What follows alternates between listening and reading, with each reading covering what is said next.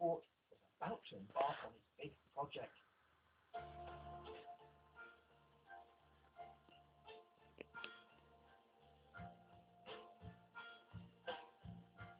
Of Leyland's many journeys, the one that reveals most about his motives and interests is his tour of the West Country, Somerset, Devon and Cornwall.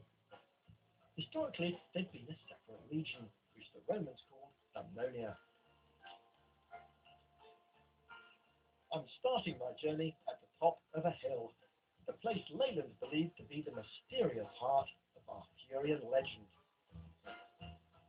This is South Cadbury, the ancient hill fort identified by Leyland as Camelot, the seat of power created by the legendary King Arthur. Except that for Leyland, King Arthur wasn't legendary at all, but the very real and brilliant ruler who made England great, and whose rightful heirs many generations on were the Tudors. It's from here that I get a pretty good idea of the 300-mile journey ahead of me. From South Cadbury, I'm going to cross the Somerset levels, climb over Exmoor into Devon, descend the River Tor, then cross into Cornwall, over Bodmin Moor, all the way down here to Falmouth Harbour, where I join the coast here, past Michael's Mount to my final destination, Cape Cornwall. One marsh, two moors, two big rivers, and one of Britain's wildest coastlines. But if a sub-librarian can do it in the 1500s, then I ought to be able to.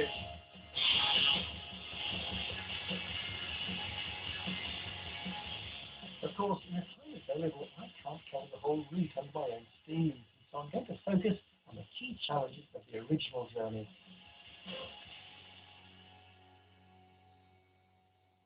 Heading deep into Somerset now, and I'm wondering what sort of impression the monasteries made on the young John Leyland.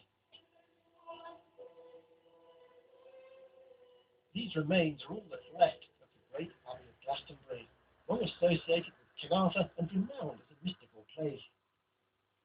In the 1500s, this was the largest and most powerful abbey in England.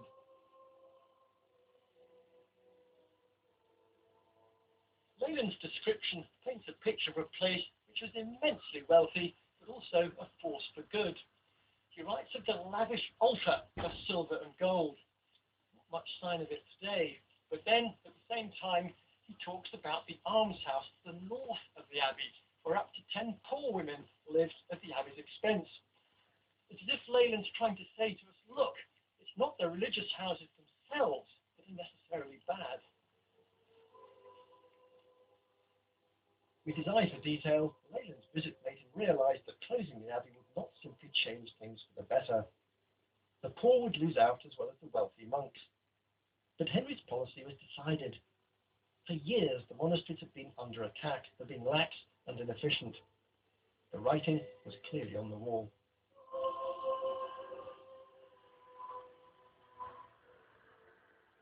Leyland was probably shown around Glastonbury by the abbot, Richard Whiting. 6 years later, in 1539, Whiting was taken up Glastonbury Tor, where he was hanged, drawn, and quartered. His brutal and very public execution has come to symbolise the end of Catholic monastic tradition in England.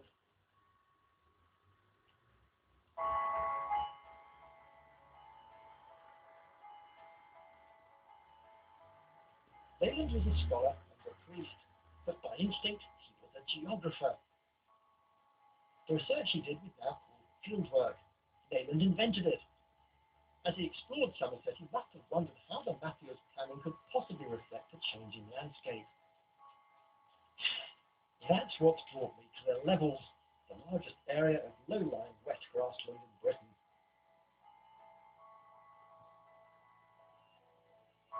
It's hard to imagine how a religious and political upheaval like the dissolution could have affected the physical geography of the country.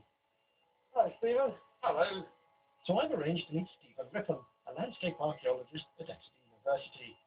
He's been trying to work out what happened to the Somerset Levels. Would Leyland have recognised this landscape?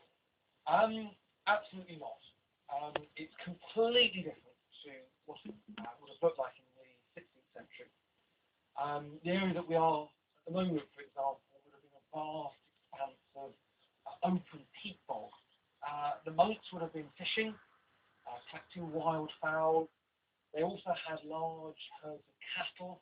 This is a very important dairy production area. But also as a source of timber, for example, willow and alder that grow in these wetlands. It would have been a source of fuel, withies for hurdles and larger timbers for buildings. And also things like reeds and rushes for thatching those buildings.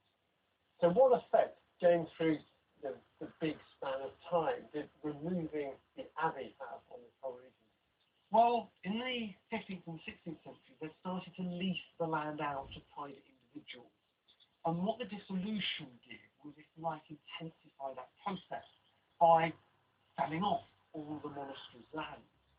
That's when we see these new private landlords themselves taking more of an interest in the land and managing it more intensively.